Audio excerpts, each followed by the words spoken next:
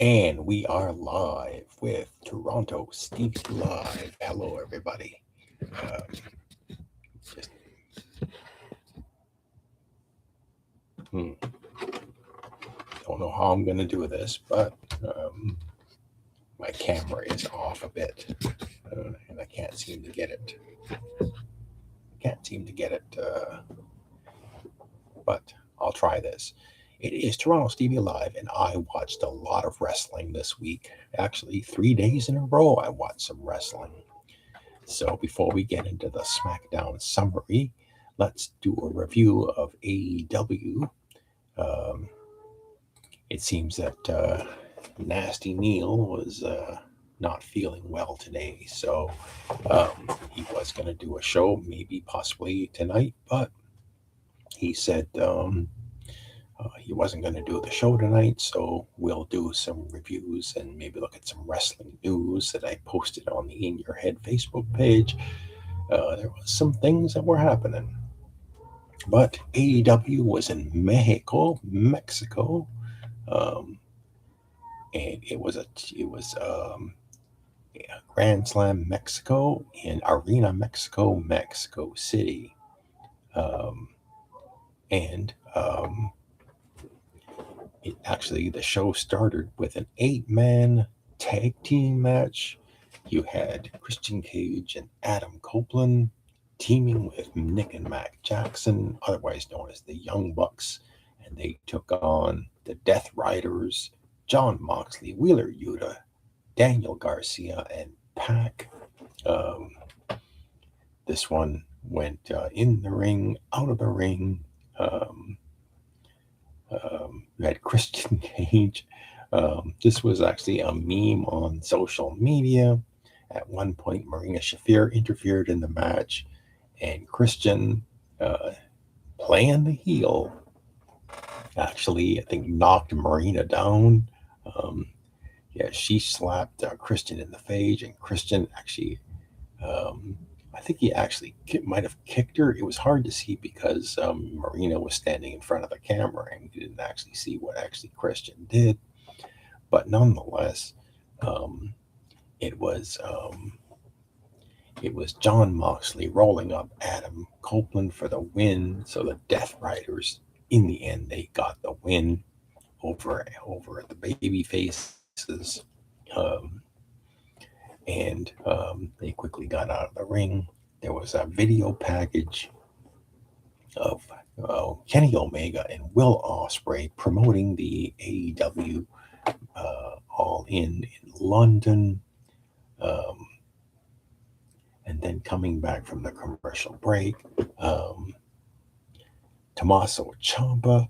Um, and this one was they actually had a gauntlet match to determine the number one contender. Um, uh, all in so the number one contender for All in London. You had Tommaso Ciampa and Andrade El Idolo and um, oh, in the gauntlet match. Sorry, the number one spot for the gauntlet match at all. And this is uh, confusing. You had Tommaso Ciampa, Andrade El Idolo, and Commander. Never expected Commander to win this match, but it was actually Andrade El Idolo. So apparently, this gauntlet match at All In, um, it's the match where it can end at any time before some of the participants even get into the ring. So Andrade has the best spot, although um, number two could also be in a similar position. So Andrade is your number one spot at this gauntlet match. That's at the end of this month. Um, so Andrade is celebrating, and he cuts a promo, um, and he basically says that he's going to win the Casino Gauntlet match. He's going to win the AEW World Championship, but his music plays. But MJF is comes down to the ring, and he's got his own belt, the Triple B belt, um, and he gets into the ring, um, and he attacks. He actually attacked Andrade and got his diamond ring back. And not only that, he knocks out Andrade with the diamond ring, and basically says, I think. I think then he got on the microphone. Yes, he did, and he says, he says, take that piece of trash, naming Andrade, out of the arena. Um, and he basically says, uh, that he blames, basically, I think he blamed Will Ospreay for Kenny Omega beating him for the belt. Um, but he says he's going to win the title again, and he says whoever comes out of AEW's All In London, um, he reminds him that I am the one true champion. So it certainly looks like somewhere down the road, whether it's Kenny Omega or whether it's Will Ospreay, the next challenger will be MJF. And if it is Will Ospreay, I can't recall a match between these two. You could put it in the comments if they wrestled before. Um, so backstage, there was a video package, Women's World Championship. Willow Nightingale winning the title, um, coming back from the commercial break. Um, there is a trios match. Willow Nightingale is teaming up with the Brawling Birds of Jamie Hayter and Alex Windsor, and they took on Mercedes Moné and the Divine Dominion of Megan Bayne and Lena Cross. And I think this one ended with the champion Willow Nightingale actually pinning Mercedes Moné. It was a backslide victory, and Willow Nightingale and the Brawling Birds win the match.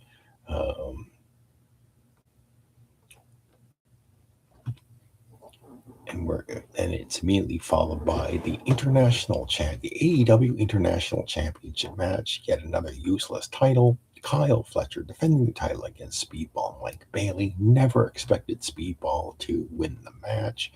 Probably put up a good fight, but Kyle Fletcher actually did retain his title. He hit the turnbuckle brainbuster, knocked out Speedball. Kyle Fletcher, it was no problem for him pinning Speedball and retaining the title. Afterwards, Kyle Fletcher, he's in the ring with Don Callis when Kazuchika Okada shows up, and he was on the entranceway, and I think some other members of the Don Callis family showed up.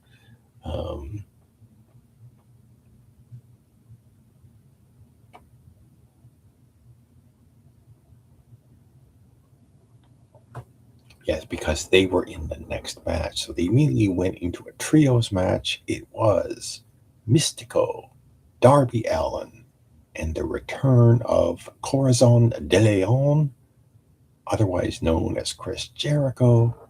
And they took on the Don Callis family, Kevin Knight, Kazuchika Okada, and Hechicero.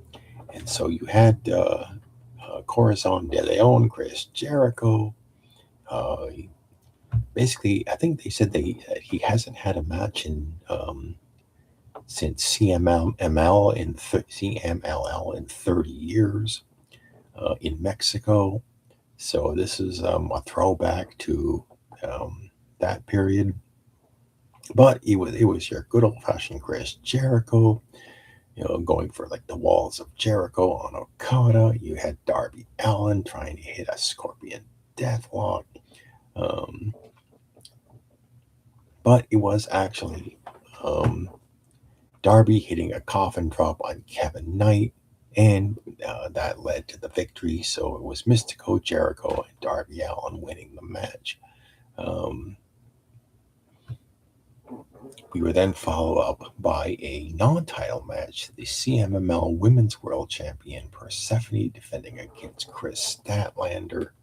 Um, again, never expected Statlander to win the match, and it was Persephone retaining, keep winning the match in this non-title match. Um,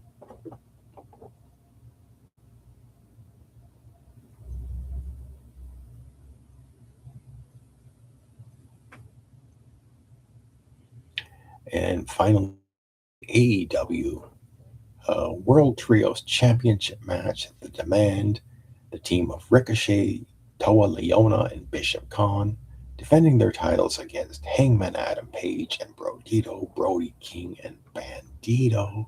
And I believe this was the main event of the show. No, there was one more match after this, I think. But you had new trios champions. Adam Page and Brodito actually won the trios belts. I think it was Adam Page.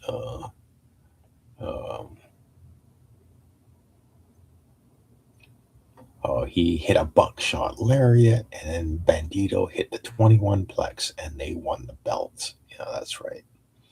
Coming back from the commercial break, it was a Mexico City street fight, Mark Davis versus Will Ospreay. And I was wondering, since Will Ospreay is the challenger for the belt, whether or not they book him strong, and he certainly did. He picks up the hidden blade, and he defeats Mark Davis. So fortunately, that was the main event. Will Ospreay getting the victory. Long show. I think I actually fell asleep during part of it, but it was a very long show. And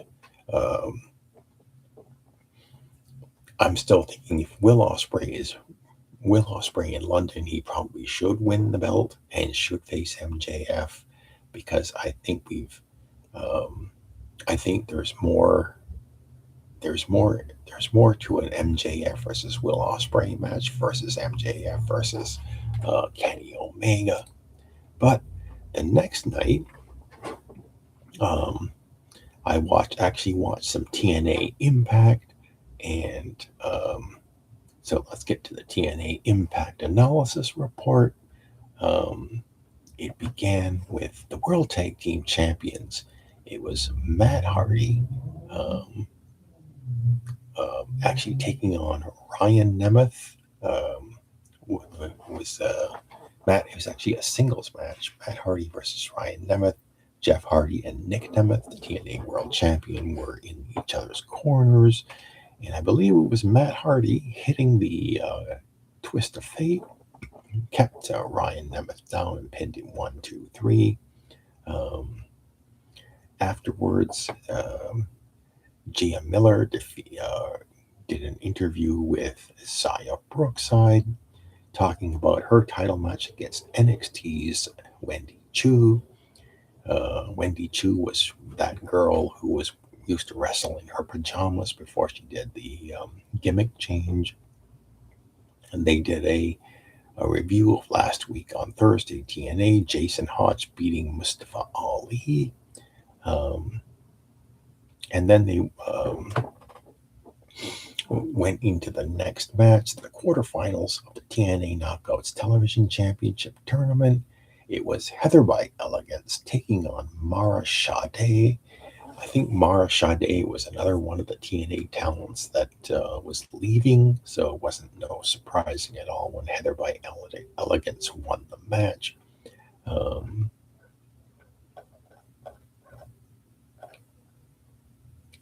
believe she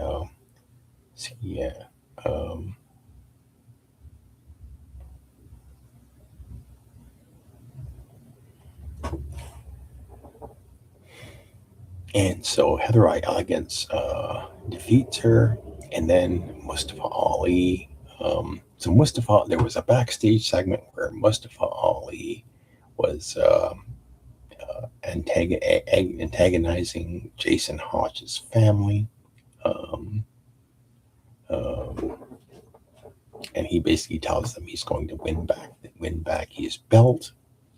Heading back to the ring, you had Casey Navarro versus Brian Myers, the former Edgehead in WWE.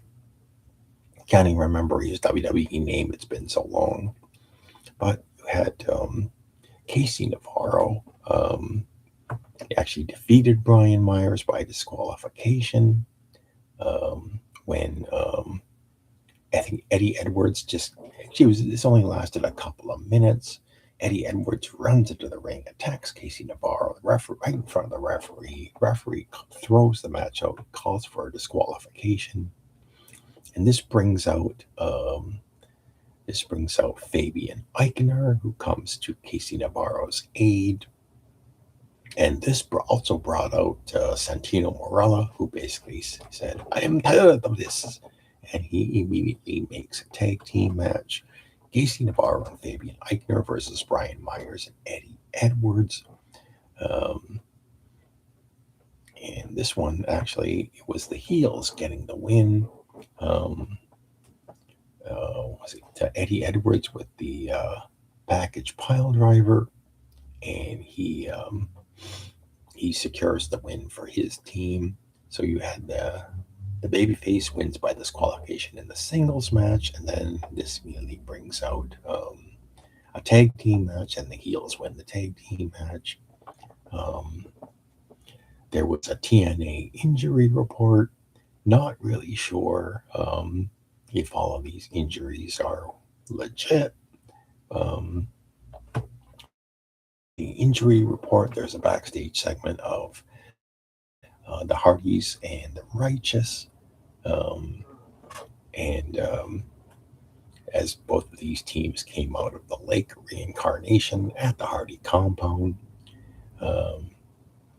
Elsewhere backstage, you had Jason Hodge trying to get to Mustafa Ali because of what Mustafa Ali did to his family. Ali challenges Hodge to a match at Lockdown, and it looks like that's probably going to be a match at TNA Lockdown. Then the Righteous come into the Impact Zone, and they cut a promo. They talk about their feud with the Hardy Boys, but admit that the Hardys are the GOATs, the greatest of all time.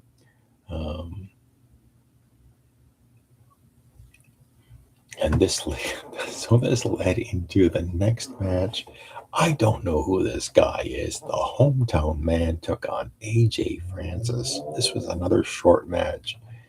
I think the Hometown Man's entrance was longer than the match. Anyway, the match starts, and right away, Elijah, the former Elias from WWE, comes out onto the stage, and this distracts AJ Francis, allowing the Hometown Man to roll up AJ Francis and pin him.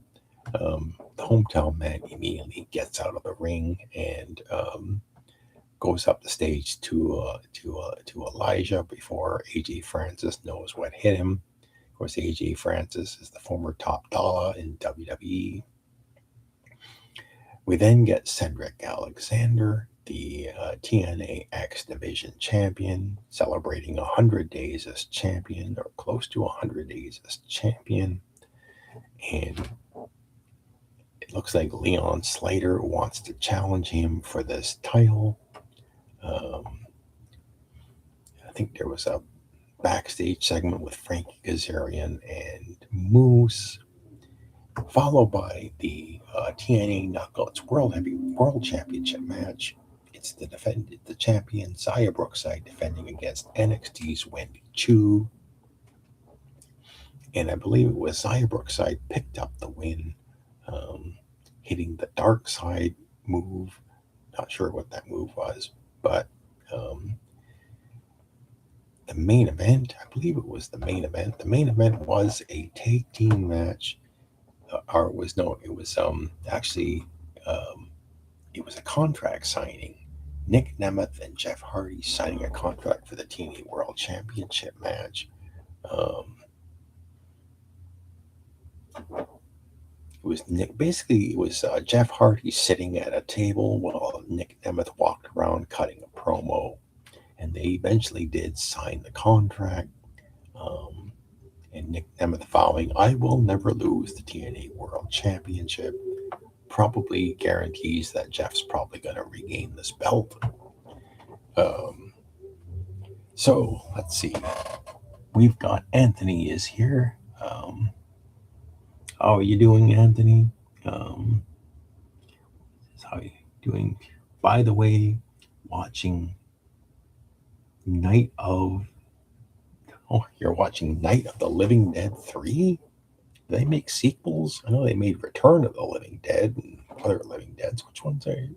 You'll have to explain that to me, Anthony. So that was TNA Impact. The Impact. But this leads into tonight's show, WWE Smackdown, the Smackdown summary coming to you from Philadelphia, Pennsylvania.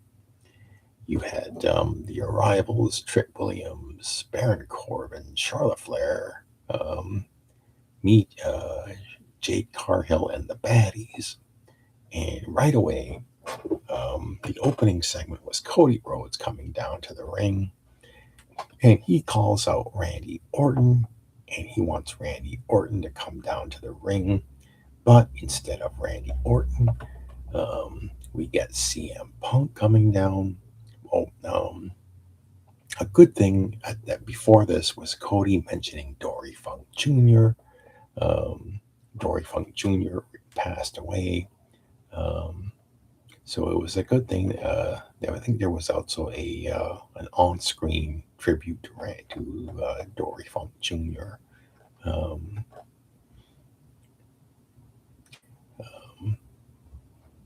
So CM Punk comes down to the ring, and he's got a microphone. He said, "I heard I heard my name," and he asks Cody Rhodes, "Do you want to ask me a question?" I don't know what Cody was trying to say when he says, "No, I don't want to ask you a question, but I will." That's kind of dumb, Cody. Anyway, he asked Punk if he knew about Randy Orton, and Punk says, "I didn't even know he was there."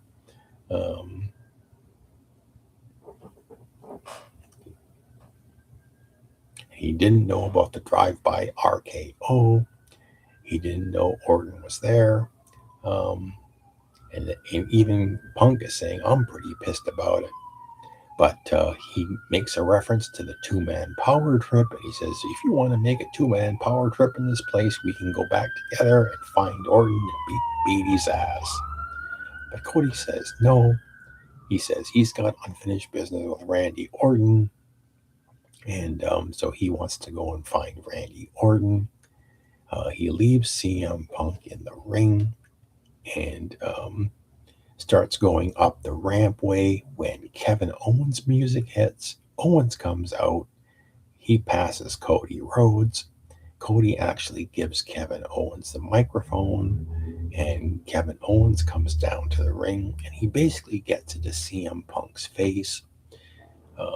Owens and Punk just sort of put their microphones aside, and they talk to each other without us really understanding what they're saying. Nick Aldis and some agents come down to the ring, and I think the crowd was booing because they couldn't hear what the two guys were saying. So eventually, I think it was Kevin Owens who brought the microphone out, and he said, all he's wanted to do for the last 17 months was wrestle. He says 17 months, it's a long time. You might never get to do what you do again, especially when you haven't decided. Kevin Owens basically says he didn't decide to leave. He had to leave, but he's been proving people wrong his entire career, and even CM Punk kind of nodded in approval at what he was saying, but he looks at CM Punk and he says, "You're proving me right, because for 3 years, people have um, people have told you that you have to give Punk a second chance. Phil has changed." He mentions CM Punk's real name. He's a new guy.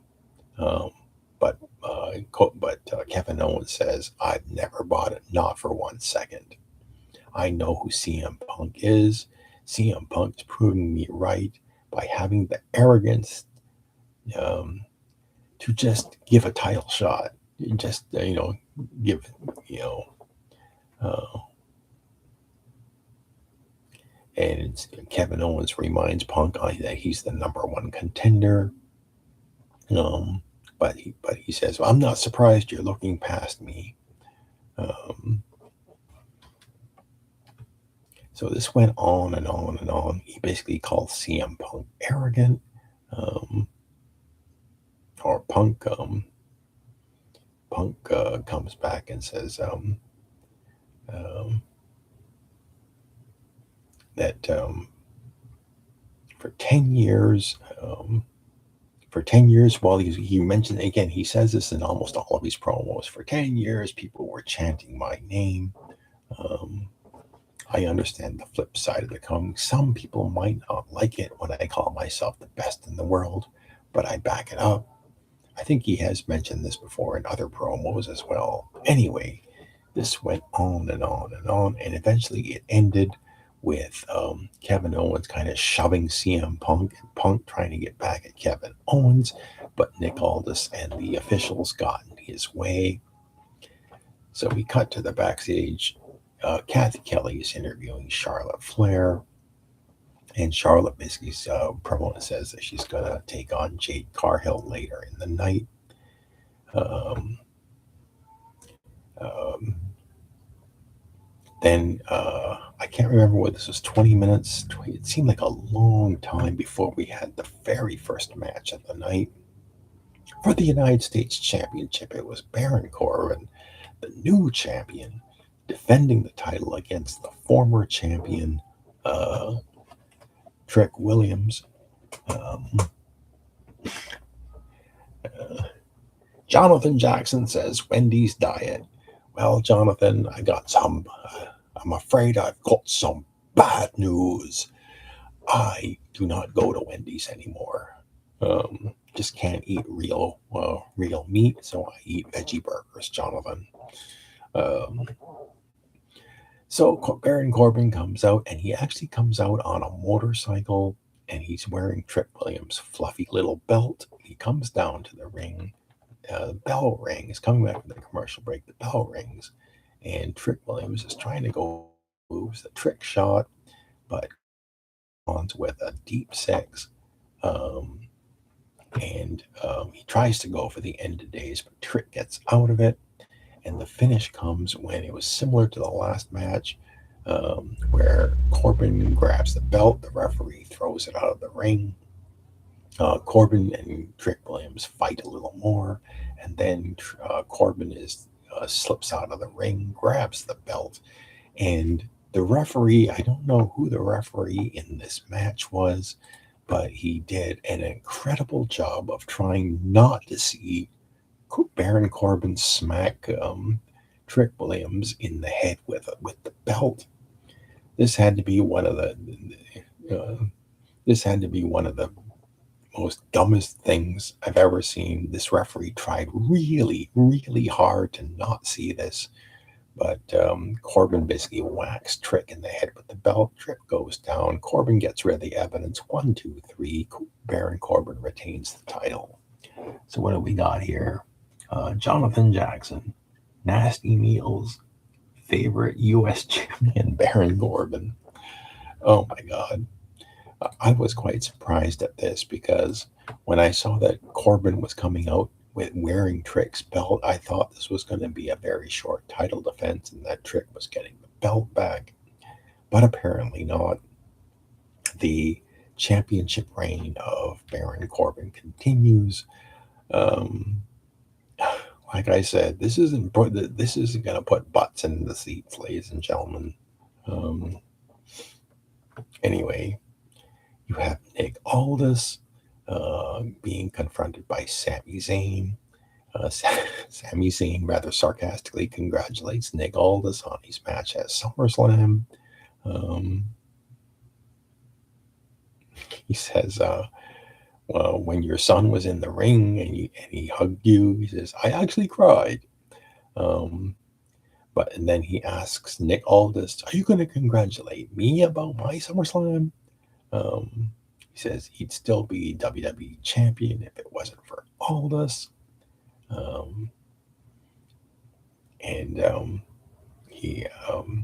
He says he was expecting a match against CM Punk, but it was Aldis who added Kevin Owens and Gunther to the match.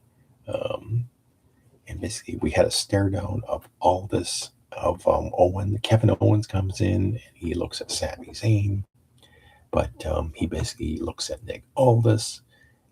Owens basically says that he wants a title match against CM Punk August the 21st in Toronto, and Aldis considers it. So this would be pretty good later. This would be later on, 2 weeks from today. Should be in. I hope that they make that match. Anyway, Sami Zayn welcomes Kevin Owens back, but Kevin Owens kind of is kind of awkward as well, because usually we're used to Sami Zayn being the babyface and Kevin Owens being the heel in this dynamic, but they've switched the roles here, and now Kevin Owens is sounding like the babyface, and Sami Zayn is sounding like a bitter heel. Anyway, they have a back and forth.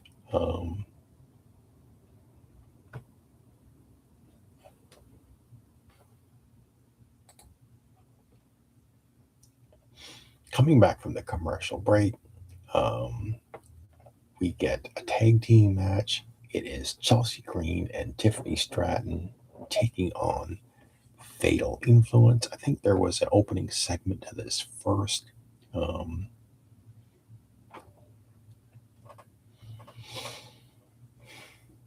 We saw Chelsea Green winning the belt. There was a video of that, and then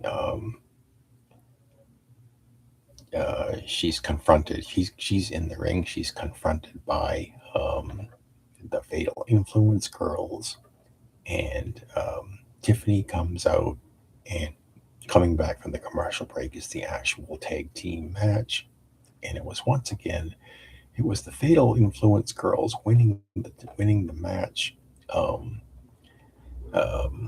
Before the match, it was Tiffany Stratton who basically challenged Fatal Influence to the tag team titles, basically saying that if you accept our challenge, then I will give a United States title match to JC Jane.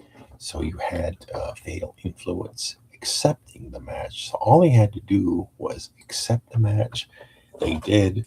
So next week it'll be Tiffany Stratton versus JC Jane for the Women's United States title. The way I see this is going, it certainly seems like JC Jane is going to be winning the belt so that all the Fatal Influence girls have titles. Don't be surprised if that's the way it's going. But after the match, after Fatal Influence wins, they take a powder. And that's when Nia Jax and Lash Legend comes into the ring and basically beat down the baby faces. Nia Jax goes out of the ring, grabs the Women's World title belt, and comes back into the ring and celebrates holding it. So it certainly seems like maybe Nia Jax is once again going to go after this belt. She could easily defeat Chelsea Green for it, but I would like to flip the script on this one and have Chelsea Green retain the title. Kat Kelly is backstage with Damian Priest. There's a segment here with Damian Priest, Ron Killings, and the War Raiders. And basically, the long and short of this is that later on, they basically announced that there's going to be a triple threat match for the tag team titles. the MFTs and the War Raiders challenging Priest and Ron Killings, R-Truth, for the tag team titles. Coming back from the commercial break, there was a very nice video package of Brock Lesnar throughout his entire career. There was even comments by people like Dana White, Steve Austin, John Cena, about Brock Lesnar. And it closed with Lesnar announcing his retirement on the Pat McAfee show. Then Randy coming back into the arena. Randy Orton is about to cut a promo when Cody Rhodes' music hits, and he comes out and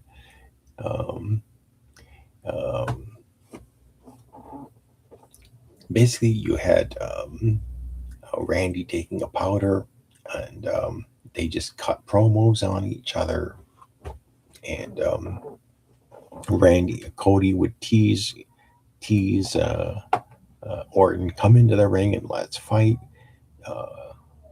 Orton would come down to the ring apron, but then he'd back off, and this basically he basically cuts a promo saying it doesn't matter whether it's CM Punk or Kevin Owens, but he says he's going to regain the world title again, the WWE title again, and he vows that Cody Rhodes will never be the WWE champion ever again.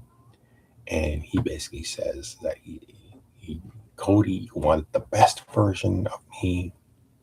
Well, now I'm going to give you the worst version of me. And Cody basically says he's going to give Orton the worst version of himself. And, Cody Rhodes tells Randy Orton, you're the last legend in WWE. Who's going to kill you? So there's a backstage segment with Sami Zayn complaining to Johnny Gargano and Candice LeRae.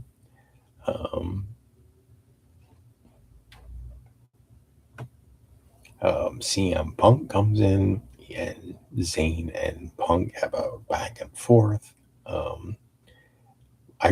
What I thought was kind of funny was I really liked the look that CM Punk gives Johnny Gargano.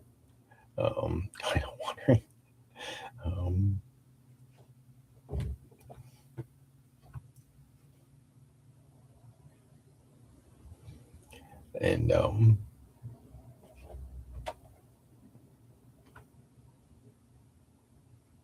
And basically Punk looks at Sami Zayn and says, I'd give a title shot to Gargano and Candice LeRae before I'd give another title shot to you.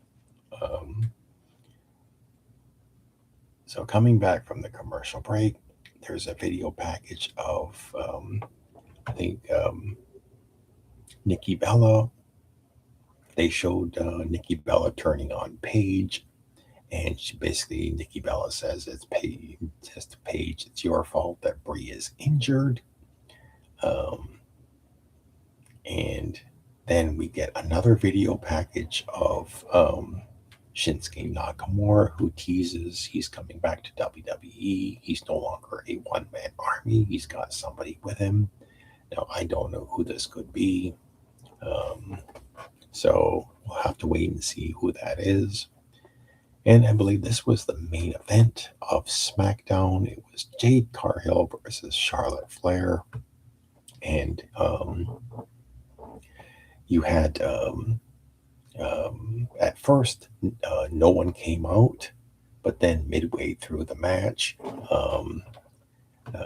the baddies came out, B-Fab and Meechin, and they tried to distract the referee so that they could interfere in the match. And this immediately brought out Alexa Bliss. She returns. She's got her arm in a cast, or not in a cast, but sort of like a black thing around her wrist. She's got Lily the doll with her, and she just stands there when the lights go out. And when they come back on, NXT star Tatum Paxley is on the top rope, and she does this flying body press, Ricky Steamboat style, onto the baddies. takes them out. This distracts Jade Cargill, allowing Charlotte Flair to hit the Sister Abigail DDT. She then goes to the top rope and hits a top rope natural selection, followed by the 1-2-3, covers Jade Cargill and wins the match. Jade Cargill slowly rolls out of the ring, allowing Tatum Paxley and Alexa Bliss to get in the ring and celebrate with Charlotte Flair as SmackDown goes off the air. So that was SmackDown. Kind of underwhelming. The post SummerSlam SmackDown. I'll kind of leaning down. I can't really say this was a good show. It was kind of underwhelming, kind of a disappointing SmackDown. Anyway, we don't got any more comments, so let's go to the In Your Head Facebook page, because there was some things that happened this week on in professional wrestling, and I believe I posted some things on here just to remind me of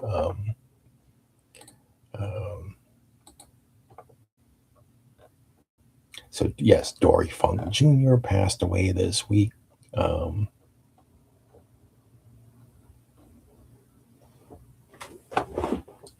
I remember when I was a little kid watching the Funks on television, Terry and Dory.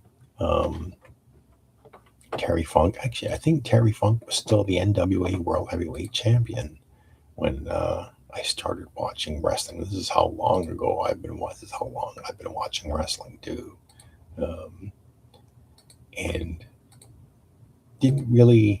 wasn't really around for Dory Funk Jr.'s for his title reigns, but he was born February 3rd, 1941. He died August the 4th, 2026.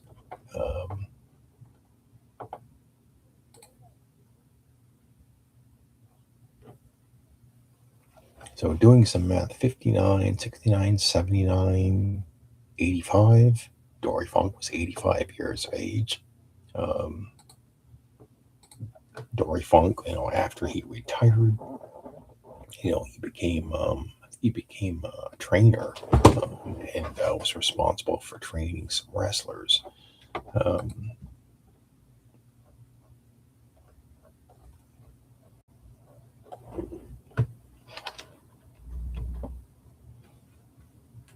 So, and another thing that I noticed on SmackDown tonight is that when Chelsea Green was introduced for her match and all that, they did not call her the interim women's champion. They just called her the women's champion. So I think another more news. Rhea Ripley had her surgery, and she's expected to be out for several months. So I think the most logical thing to do was to remove the interim name from Chelsea Green's championship, and she is now the women's champion. And I thought that was the right move to make, because having Rhea as when she comes back would be unrealistic. So good move by WWE. That was the right move to make. In other news, and this earlier this week, so it was announced that Vince McMahon must pay $42.5 million to settle the WWE UFC merger. So Vince, that's why I wrote on the Facebook page, get out your checkbook, Vince, because you're paying. So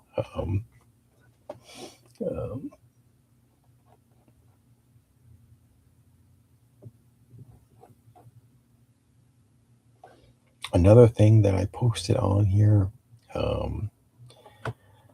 Jim Ross is to undergo brain surgery. Um, I gotta say, get well, JR. Um, Hopefully, you can come out of it better than ever. But yes, he's getting old. I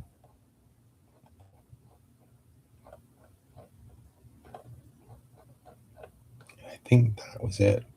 Um, yes, I did the one about the 14 years of wrestling. Rhea Ripley is undergoing surgery.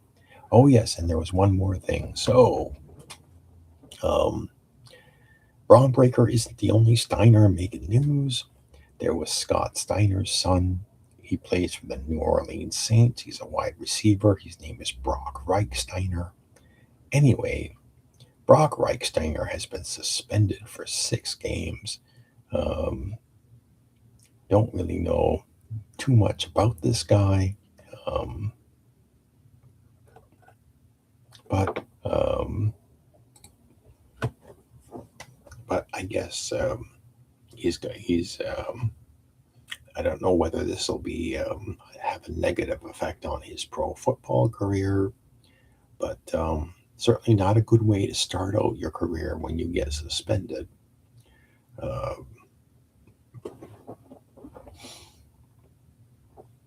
hmm. So who knows if he's going to. One day we're going to see another Steiner in professional wrestling, or whether Brock Reichsteiner can sort of straighten himself out and have a pro football career. I'm not sure if he's actually made, if he's actually going to be on the starting roster, or whether he's uh, trying to make the team. But we'll have to wait and see. But that was some of the major news stories from professional wrestling this week. That was my reviews of all the shows. And uh, I guess I'll be back next week with the Raw report, and we'll see if Nasty Neil can do In Your Head. I'm not sure if he's going to do one this weekend or whether he's going to wait until next Friday. We'll have to wait and see. But this is Toronto Stevie Live, thanking Jonathan Jackson and Anthony. Thank y'all for coming on and leaving your comments. And I will be back with the Raw report next week. So that's Toronto Stevie Live for this week. And I am out of here. Bye bye, everybody.